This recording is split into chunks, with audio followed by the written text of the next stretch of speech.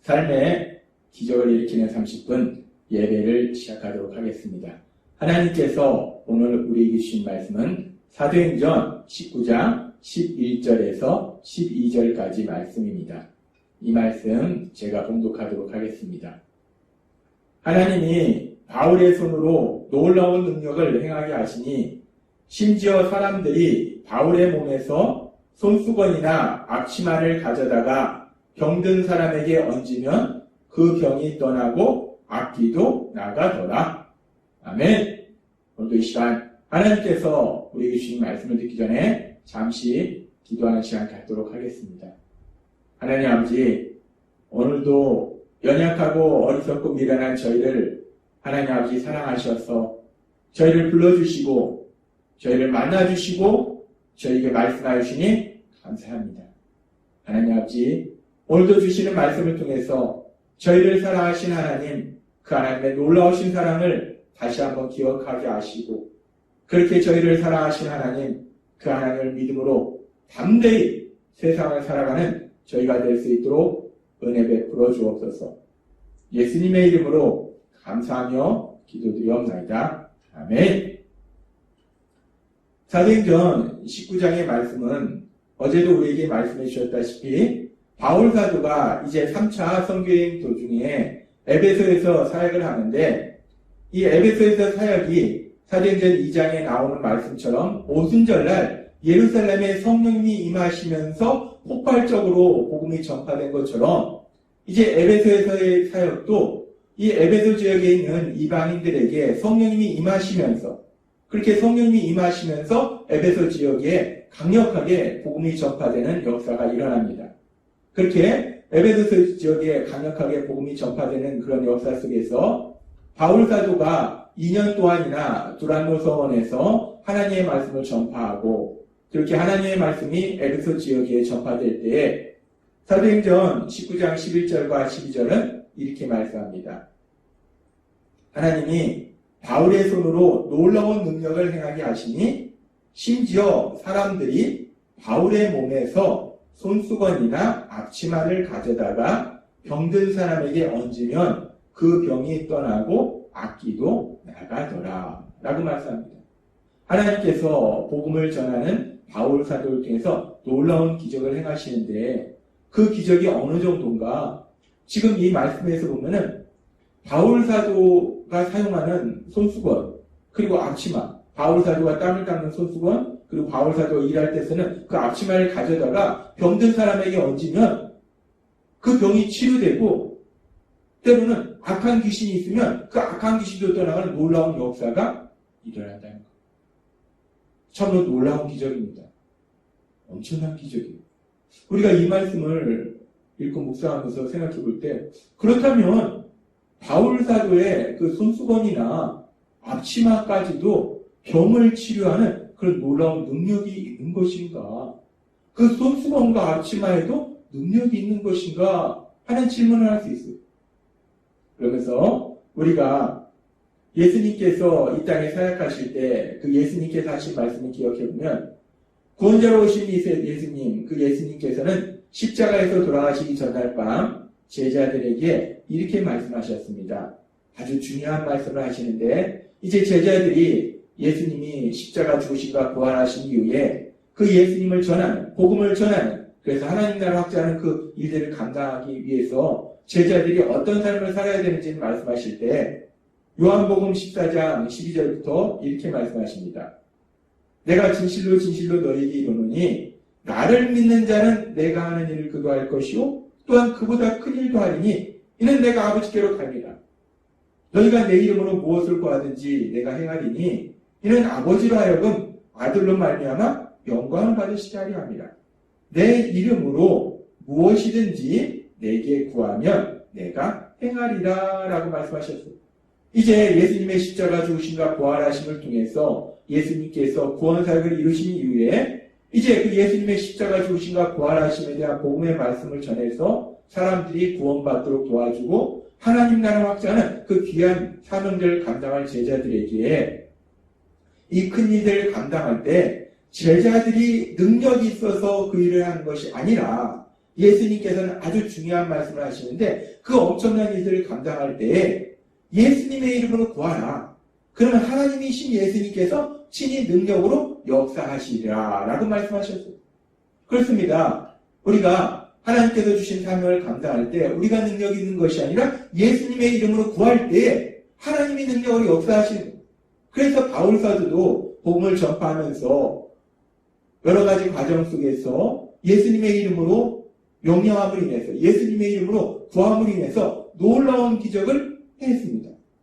그렇게 바울 사도가 예수님의 이름으로 요한복음 14장의 말씀처럼 예수님의 이름으로 구함으로 인해서 하나님께서 행하신 그 놀라운 기적이 일어나는 것은 우리가 쉽게 이해할 수 있는데, 그런데 오늘 우리가 읽은 말씀에 보면은 사도행전 19장 12절의 말씀에 보면은 심지어 사람들이 바울의 몸에서 손수건이나 앞치마를 가져다가 병든 사람에게 얹으면 그 병이 떠나고 악기도 나가더라. 지금 이 말씀은 바울 사도가 예수님의 이름으로 구하해서 병자가 치료되고 귀신이 떠나가는 것이 아니라 바울 사도가 사용하던 손수건이나 앞치마를 가져다가 병든 자에게 얹으면 그 병이 치료되는 역사가 일어나고 귀신이 떠나가는 역사가 일어나더라는 거예요.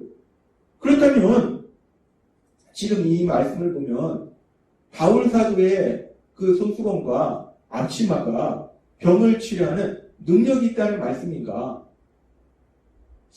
바울 사도의 손수건과 앞치마, 바울 사도가 능력이 있으니까 바울 사도가 사용하던 손수건과 앞치마까지도 능력이 있는 것인가? 병자를 치료하는 능력이 있는 것인가? 우리가 이런 질문을 해볼 수 있다는 거예요.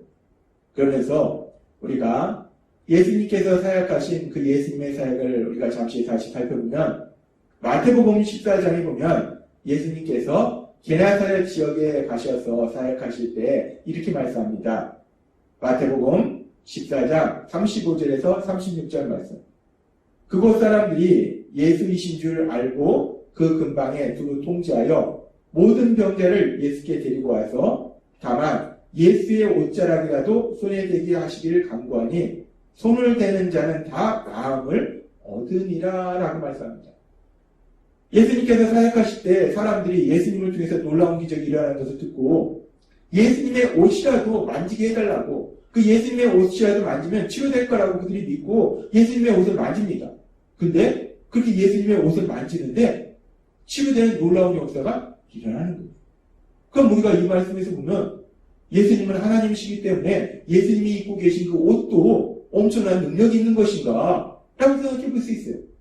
그런데 우리가 성경의 말씀을 묵상해 보면 예수님이 입으신 옷이 병자를 치료하는 능력이 있는 것이 아니고 지금 이 상황 속에서 그 병든 자들을 불쌍히 여기시는 예수님의 사랑이 그들을 치료하시는 기적을 행하신 겁니다. 그리고 예수님께서는 그렇게 병든 자를 치료해 주시는 분이시라는 그 사람들의 믿음, 그 믿음이 예수님의 옷자락을 만지게 한 것이고 결국 그 믿음을 통해서 사람들의 병이 치료되는 역사가 일어날 거예요. 그렇습니다. 하나님신 예수님, 그 예수님이 입고 계신 옷이 병자를 치료하는 능력이 있는 것이 아니고 그 옷이 어떤 초자연적인 역사를 이루는 능력이 있는 것이 아니고 사람들을 불쌍히 여기시는 예수님의 사랑, 그 예수님의 사랑이 병자를 치료해 주신 거라는 거예요. 그래서 정말 말도 안 되는 옷자락을 만지는 그 말도 안 되는 그 상황을 통해서도, 그 말도 안 되는 상황을 통해서도 그들을 치료해 주시는 놀라운 기적을 행하시더라는 거예요. 우리가 믿는 예수님은 사랑의 하나님이시기 때문에 그렇게 말도 안 되는 상황을 통해서, 말도 안 되는 방법을 통해서도 사람들을 고통에서 구해주시는 그런 하나님이시라는 거예요. 그러면서 이렇게 말도 안 되는 방법으로 병을 치유하는 이런 역사가 앞에 보면은 마태복음 9장에도 이런 상황이 나옵니다.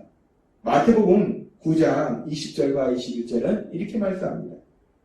12해 동안이나 혈루증으로 앓는 여자가 예수의 뒤로 와서 그 겉옷가를 만지니 이는 제 마음에 그 겉옷만 만져도 구원을 받겠다 합니다.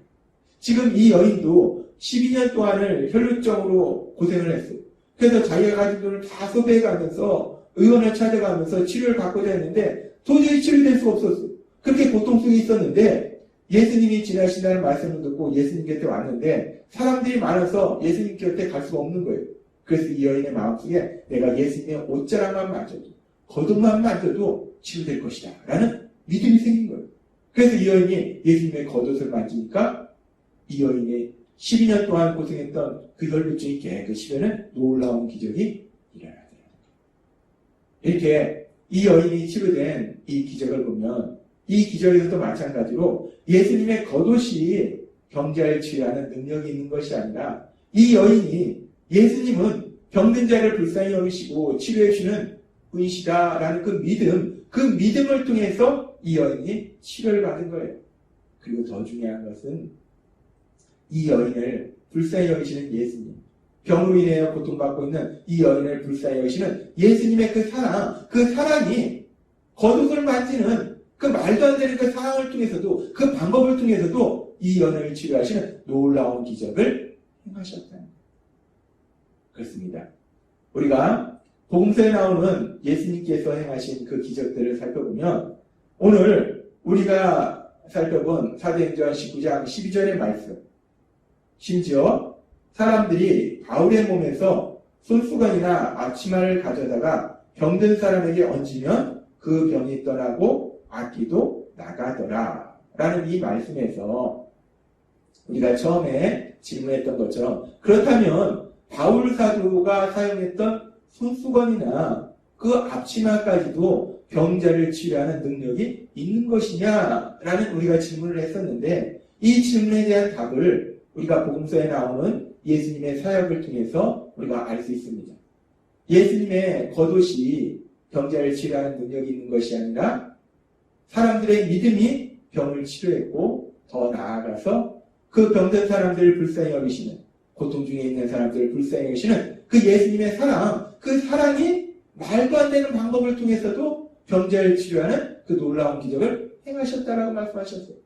마찬가지로 지금 사도행전 19장 12절 말씀에서 보는 이 사항도 사도 바울이 사용하던 손수건이나 앞치마가 병자를 치료하는 어떤 초자연적인 능력을 가지고 있는 그런 기적을 행하는 것이 아니라 바울이 믿는 그 예수님은 병자를 치료해 준다는 그 믿음이 병자를 치료한 것이고 더 중요한 것은 그렇게 고통 속에 있는 사람들을 불쌍히 여기시는 그 예수님, 하나님이신 그 예수님의 그 사랑이 병자를 치료해 주신 거예요.